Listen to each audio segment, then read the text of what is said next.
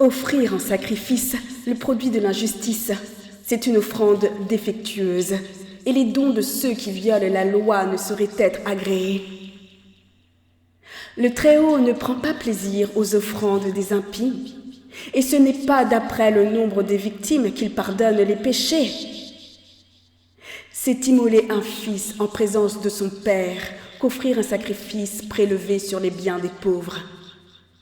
Le pain des indigents, c'est la vie des pauvres. Celui qui les en prive est un meurtrier. C'est tuer son prochain que lui ôter ses moyens de vivre, et c'est verser le sang que de priver le salarié de son salaire. L'un bâtit, l'autre détruit. Qu'ont-ils gagné sinon des tracas? L'un bénit, l'autre maudit. De qui le maître va-t-il écouter la voix? Celui qui se purifie du contact d'un mort et de nouveau le touche, à quoi lui a-t-il servi de prendre un bain? Ainsi, l'homme qui jeûne pour ses péchés et s'en va refaire de nouveau les mêmes choses. Qui pourrait prêter l'oreille à sa prière? À quoi lui a-t-il servi de se priver? Observer la loi équivaut à multiplier les offrandes. S'attacher au commandement, c'est offrir un sacrifice de salut.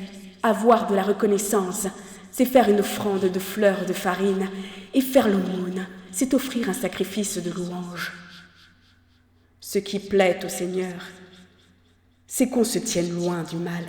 Et se tenir loin de l'injustice, c'est un sacrifice d'expiation.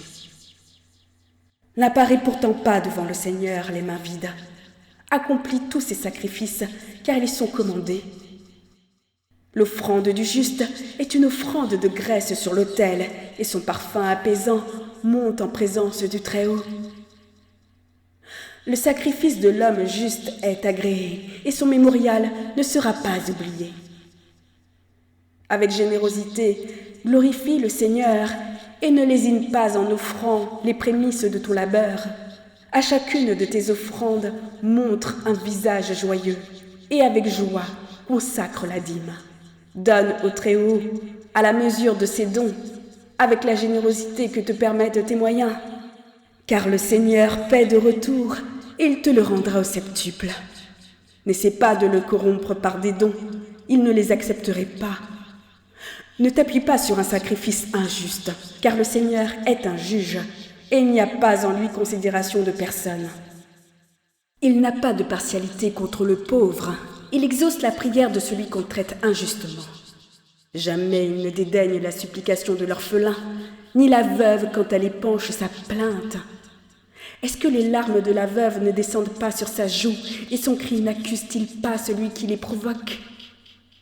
Celui qui sert le Seigneur selon son bon plaisir est agréé, et sa demande atteint jusqu'aux nues. La prière de l'humble traverse les nues, et il ne se console pas tant qu'elle n'a pas atteint son but. Il n'a de cesse que le Très-Haut ne soit intervenu, qu'il n'ait fait droit au juste et rendu justice. Le Seigneur ne tardera pas, il n'aura pas de patience avec eux, jusqu'à ce qu'il ait brisé les reins des hommes sans pitié. Sur les nations, il fera retomber sa vengeance, jusqu'à ce qu'il ait supprimé la foule des insolents et brisé le sceptre des injustes, jusqu'à ce qu'il ait rendu à l'homme selon ses actions et rétribué les œuvres des hommes selon leurs intentions, jusqu'à ce qu'il ait pris en main la cause de son peuple et qu'il l'ait réjoui par sa miséricorde. Bienvenue est sa miséricorde au temps de la détresse, comme les nuages de pluie au temps de la sécheresse.